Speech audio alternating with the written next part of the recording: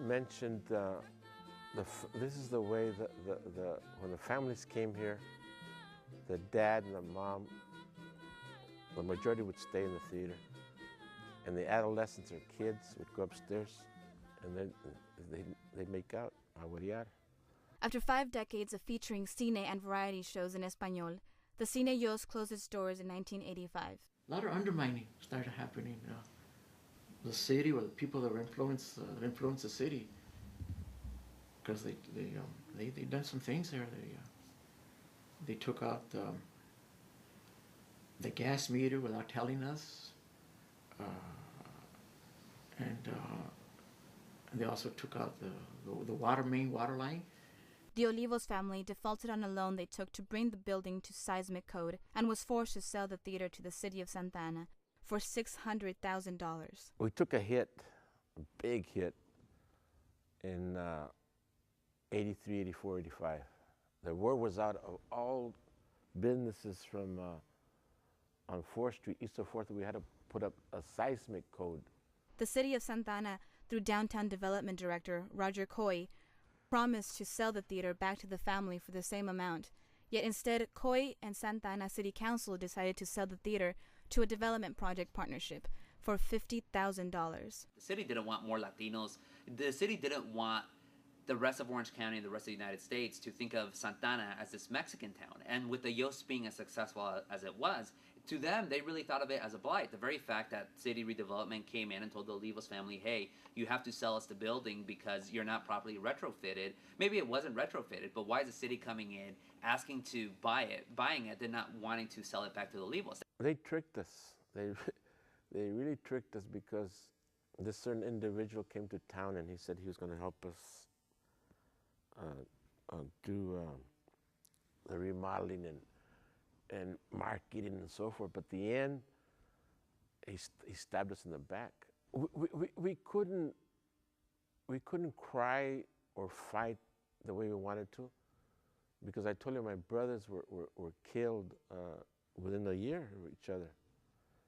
And then my dad, I don't know why, but my dad had lost a son at Orlando, and then the next son that he lost was Aaron, and the next one was Adam. So 3 sons of him died, and my dad was hurting emotionally. I, who lost 1 son, man, I just can't fathom the idea of losing 2 of my kids. So mentally, spiritually, emotionally, we weren't thinking right. We couldn't fight a good fight. We were already wounded. The saddest thing is that we had taken all our dilichis out of here. And so we forgot one thing. We forgot to take down the posters of each camarino, of each dressing room. 7:30 in the morning, I'd put my key to open the door to retrieve these historic posters of Pedro Infante, posters of Tintan, Javier Solis, and my key didn't open. Oh man, it still hurts me. And I realized it was gone. The Yost was gone. It hurt. My brother, Alfonso, lost his home. My dad came this close of losing his home. And I've been a renter ever since. That situation of trying to bring the Yost to seismic code, I'm still paying for it. The loss of the Yost Theater not only took a great toll to the Olivos family, but also caused the displacement of the greater Santa Ana community, who lost a communal space and center of gathering. Once the Yost closed, that was my place. That's where I used to go with the theaters. However, the legacy of the Olivos family continues to thrive within the local community as well as transnational community. I was so honored that 2 years ago, Mexico celebrated 75 years of making movies. And I was invited to be part of the program. And so the Olivos left a lasting impression in Mexico. And Um, I was so happy, so thrilled that they still remember Leo's family. After more than 2 decades of the closure of the Cine Yost, struggles over land and cultural spaces continue to affect the Santa Ana community. Economic and political interests remain the priority of the city officials over the real needs of the local community. Currently, a process of gentrification with the name of the Renaissance Plan promises the revival of the downtown area. The Renaissance Plan is a specific plan that's being organized by the city of Santa Ana. It's been in the process of establishing new zoning regulations, new limitations for new buildings, new development projects that are going to take place in Santa Ana for the next couple of decades. Even nowadays, when you have this talk of diversifying 4th Street, it's really just taking away the Mexican businesses and putting in something else that's going to appeal to people other than Mexicans, which is, of course, going to be white businesses. And that's not unique to the city. So it's not a hit on the city per se, but this type of planning, new urbanist planning, that's what it's intended to do. You could import an idea anywhere. Take the Renaissance Plan and let's go do it somewhere in Maine or in Texas, anywhere. You could justify it. Now you have an all-Latino council. Now the question is, do they care about preserving culture? Do they care about preserving, what? And what does that mean? So maybe do they care about the community that exists here? And do they care about working with the community in terms of housing, in terms of recreational opportunities, or planning decisions? I can focus on those. It's debatable. I guess the question is, do we want Santa Ana to be known for its rich cultural history and its cultural work that includes the people of Santa Ana? We need to install in Orange County, in Santa Ana, a meeting place where we can all share a certain event. And I think the Yost is the answer.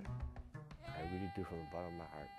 The theater in itself has not lived up to its promise since it closed and it was supposed to open up again. And so now there's an opportunity to reopen it, and with the collective vision of different entities or people or groups that were part of that time period that benefited from what this place provided. A lot of them are seizing the opportunity to say, wow, this is great, that it could open up and bring back a claim to space. As a committee of Fiesta Marketplace, Merchants Committee, always wondered why we couldn't use it. And I know we suggested to the owner that maybe tie in with Santa College or something like that, and maybe it could be revived. It didn't seem like we ever were able to put anything together. And maybe 6-7 years ago, one day I asked the owner, I said, look, what is it going to take for us to have something there? He said, well, you can use it for nothing. But we could never tie in with any one group. So time went on, and the opportunity came with Centro Cultural. We were all always excited about it because it's like because of the historic significance of the Yost, and just in general because there aren't a lot of spaces available like this, like the Yost. It represents an opportunity to kind of reclaim this space, reclaim the opportunity or the necessity of having a space for cultural expression for the community. I know that the Centro Cultural will be, overseeing a lot of the projects, and I know that with that, we're going to have top quality events, and I know that if there's a fee, it will be nominal. So I think that it's just basically going to provide entertainment that's not going to cost $50, $100. So, and it'll be a different type of entertainment. But I think the Yost is going to provide something very special and very dear to all of us. It's going to open a lot of doors for a lot of nonprofits. It's going to basically provide something that, like I said before, long overdue in the community, and something that we've all been yearning for, and that's culture, our Latino culture at its best. As we educate ourselves to learn our histories and cultural past, we empower ourselves to ensure the survival and respect of ourselves and our community. Our identities represent a tool to liberate our minds and build alternatives that meaningfully change our society to address the real needs of our communities. Son las historias de un poeta en el Distrito Federal, con odio a la derecha y al zócalo millones con la izquierda tiran flechas, con arte que es para sublevarte, con letras que ayudan al espíritu a educarse. Felicidad que es producida por las cosas más sencillas, cambiamos de semblante contra aquel que te hizo fraude en las casillas. Es la cerveza en la bohemia de la plática política, la crítica constante.